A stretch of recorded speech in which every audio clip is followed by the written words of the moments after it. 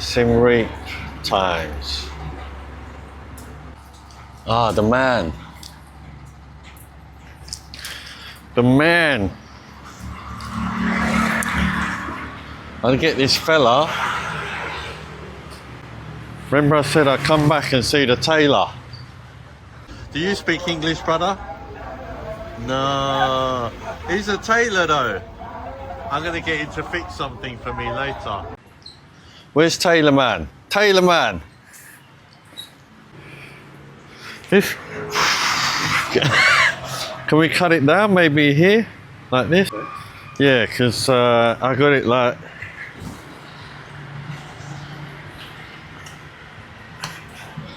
So I guess if I have it like here, maybe here.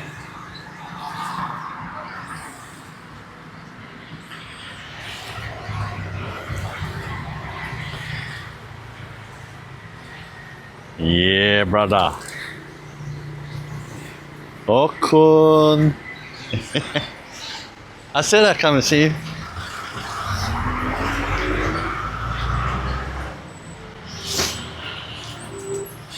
Yeah, so brother's gonna do this. He's gonna fix it.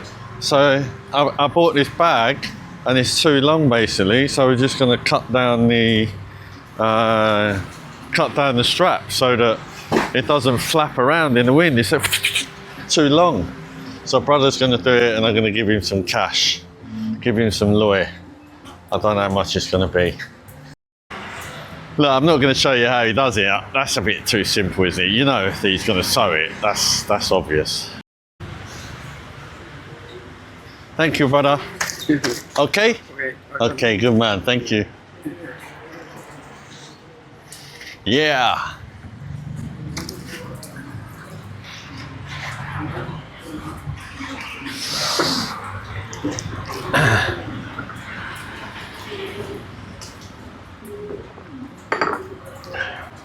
I gave him $1.25. That's for 5,000 real. Normally I get trousers taken up and they charge me like 2,000 real. So it might not seem a lot to you watching, but to the local economy, 5,000 real to repair, you know, just to essentially cut off a little strip and tape it. Oh, I'm knocking things all over the show. It's good. In a way, it's just a small job, but it's still contributing to their economy. When I say their, my economy, because I'm here. So it's my economy as well.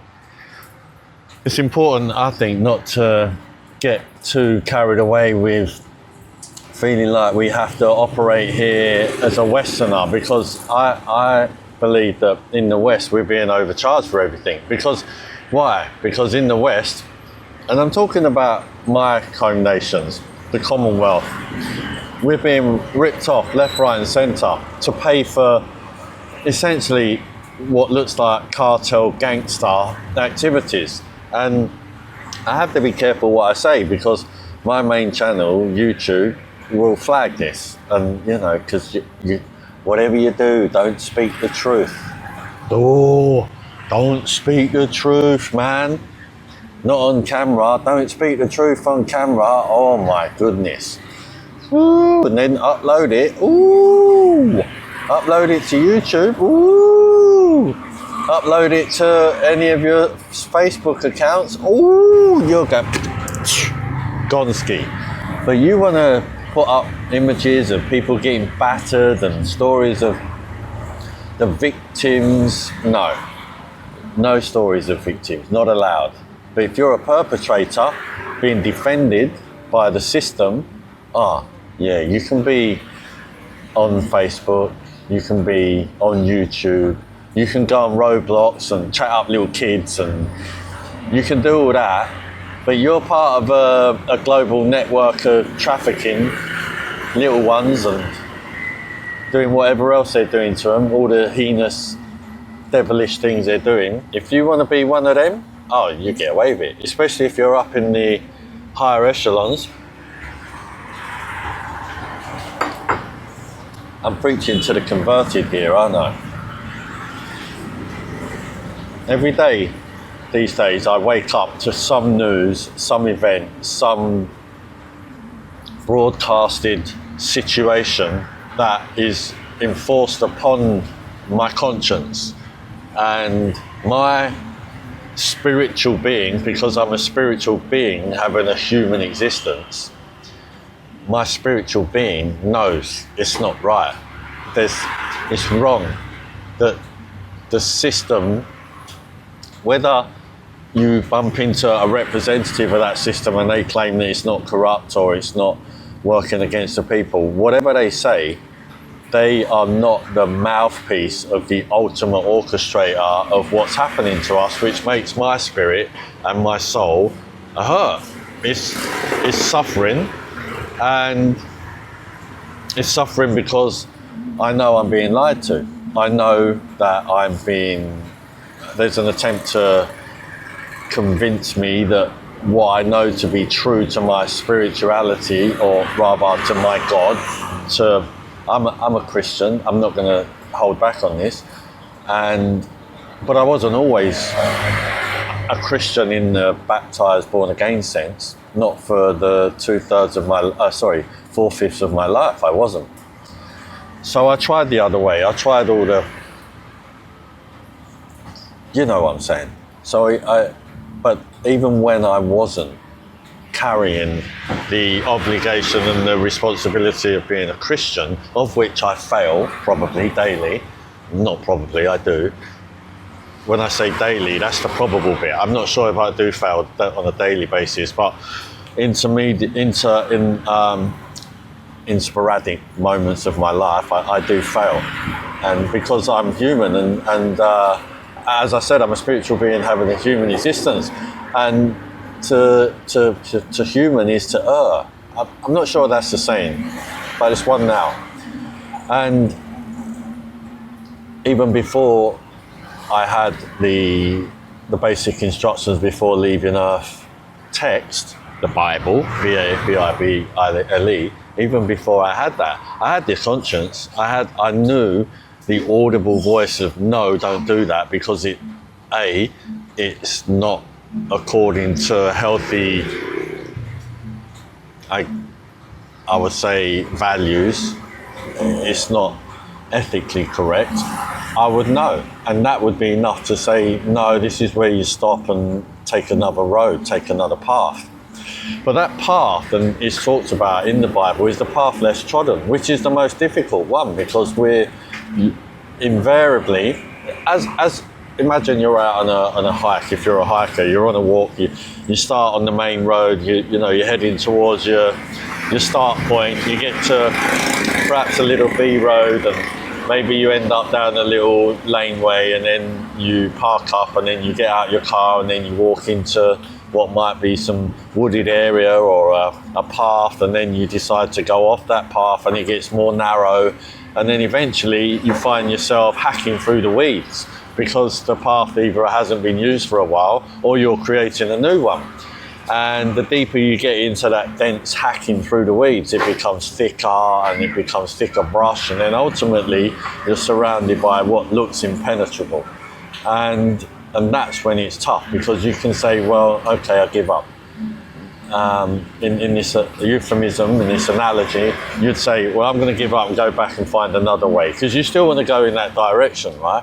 So you'll back up, and then you'll go back around, and you'll go in another direction to try to circumnavigate, to try to avoid that tough brush.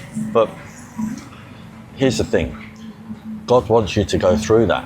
He wants me to go through that. He wants me to find a way. Pick up a tool, make a tool, bring someone else along the narrow path. Yeah, we might end up single file till we get to that point, but there's two of us, right? And then there's three, and then there's four. Before you know it, we're opening up a new way through. And this is what it takes, and this is what is talked about in a book reference, The Tipping Point. It just takes one, and then one to get another one, and then to get another one. And everyone gets three people of those three people, and then that moves on, and it grows in that way. Every one person who joins gets another three people, eventually you find yourself, you're just blitzing through this tough terrain. And I believe as a spiritual race of humans, there are a lot of lost people around us. And those lost people are the ones that haven't even got in their car to start the journey to the start point for the hike. They're not even in their car. They're in a cave, you know. They're in Plato's cave. They're buying into the theatre, the illusion that everything that is being offered to you is somehow being managed appropriately and correctly by forces that have our best interests at heart. And it's been done through hundreds, perhaps thousands of years of manipulation, propaganda, misdirection,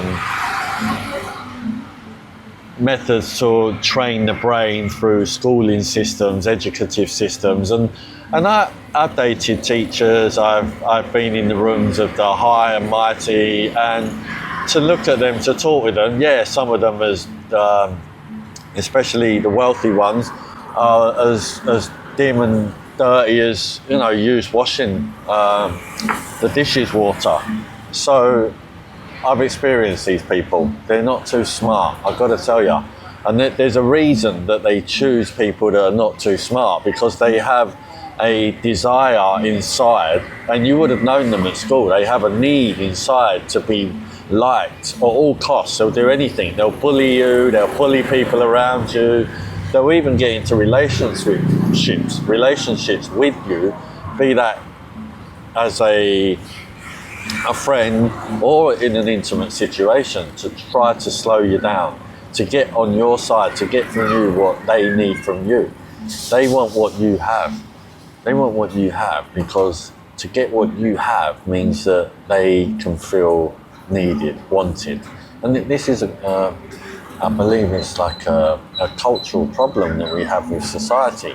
People want to be liked and loved, and because apparently the psychologists state that we're social creatures, that we collectively build societies, build communities.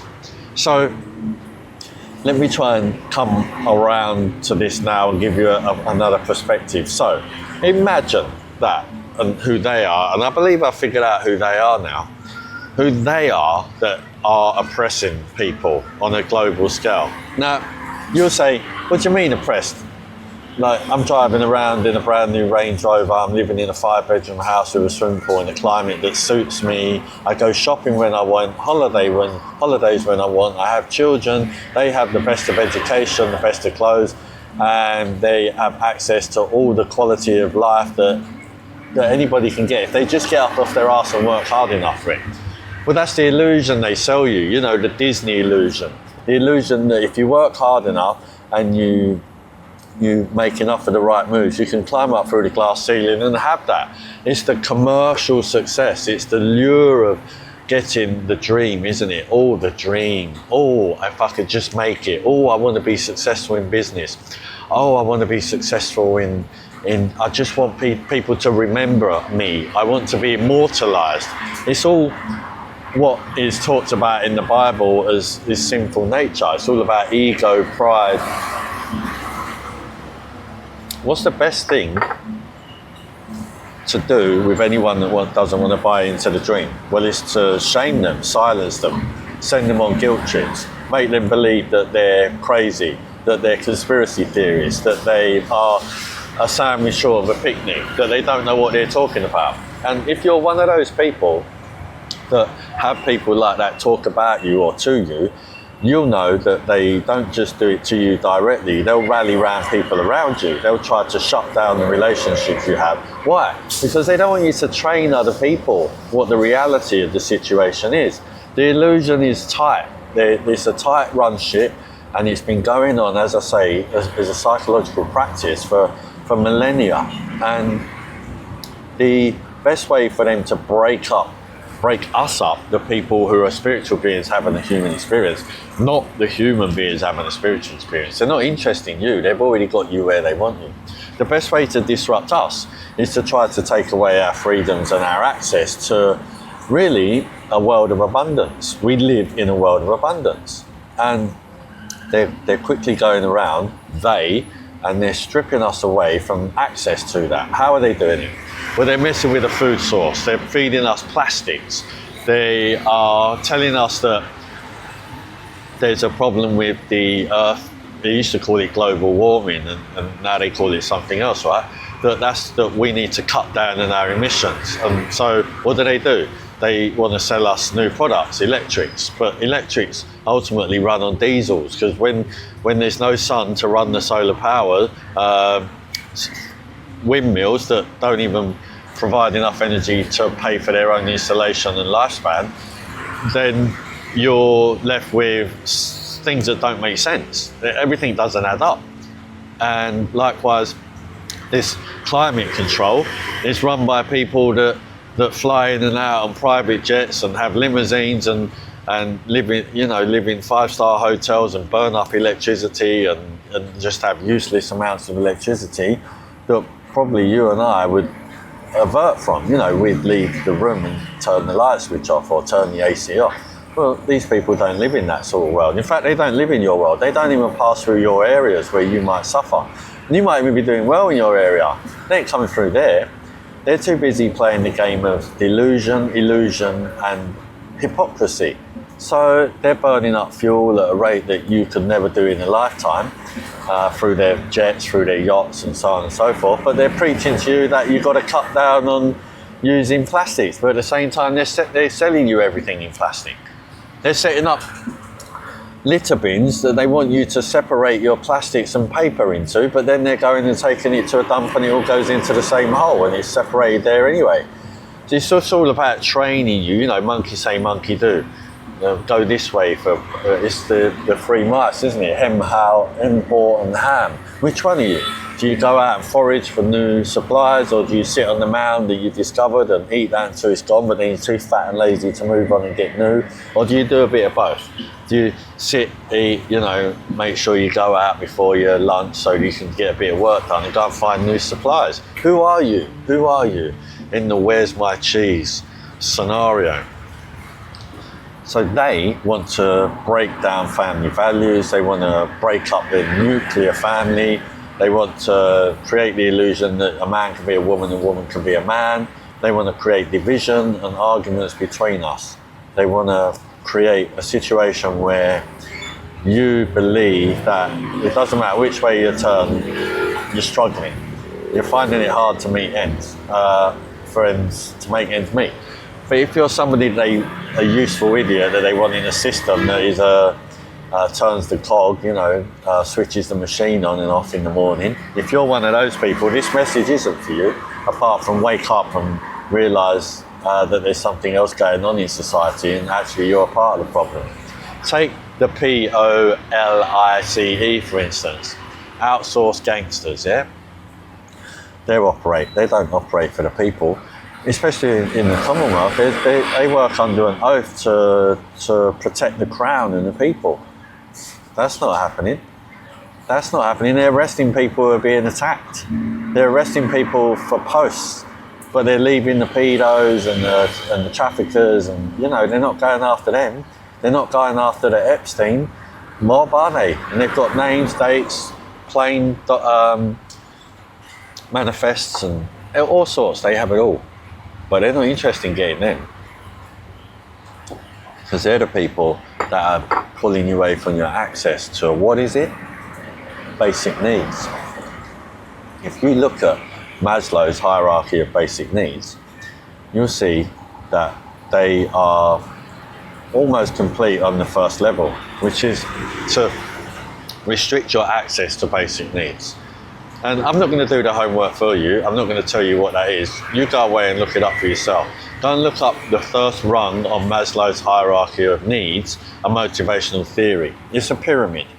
And at the bottom is your access to that pyramid, what you need to achieve to get onto that first level, and then up through the pyramid. Maybe the Giza, the pyramid is a nudge to you to get on this. Maybe that's why it's been around so long. Maybe it isn't created by aliens.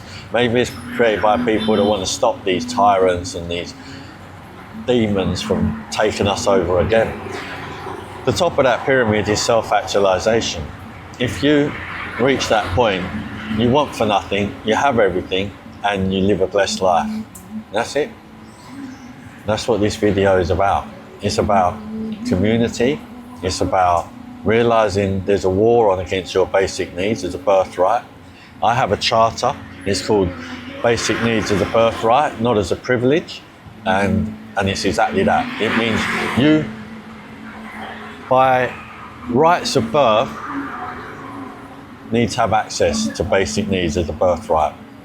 Not something you work for, not something you have to give up something for, not something you have to use all your time that you have in life to dedicate to working for some slave master to get the funds to be able to have the basic needs. No, it's standard. In my world where I'm leader of the world, in the sense that, you know, if there's a leader, everybody will not want for basic needs. But it won't be this far left liberal version of society where you just get to reap all the rewards of doing that. No, we need people to run the system.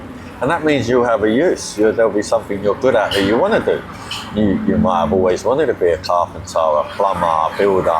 And that is what we'll put round pegs in round holes. We're no longer going to have square pegs in round holes. Everybody will have a job, a task, but for sure, everyone will be self-actualized. And we'll figure it out because we live in a world of abundance. And the systems are selling you, well, they're selling you scarcity. It's a lie. We do not live on a planet full of scarcity. I want you to like and subscribe this channel because it's growing. It's growing in the fact that I'm growing into the idea of being a voice from the wilderness and to speak into this. And as I've always said in my endeavours to try to change the status quo, is I'm always leaning into trying to find the solutions. I'm a solution-based thinker. I always have been. Since I used to watch Sir John Harvey-Jones on the BBC 2 in the mornings when I was, didn't want to go to school because I knew what they were doing to me or not giving me. Back in the 80s, he was a problem solver. He went in, he famously told a car company that if they didn't diversify now, they wouldn't last another year, and they collapsed. It was a global operation that was based in the UK. And this guy, he would go into businesses, into lives, and he would problem solve. They called him a troubleshooter. That's how my brain works. I'm been born to carry out this job, and I'm going to continue to do it and try to share with you my thoughts and the patterns that I see in society that are working for and against us. So if you think that's something you're interested in, then you like and subscribe. And I'm really just saying that because apparently that's what you do. But how else are we supposed to get traction and find our own flock if we don't encourage people and give them a place for somewhere to come? Now, if that's you, thanks for being here. If you stayed this long to the end, thanks for watching. And I'll see you soon.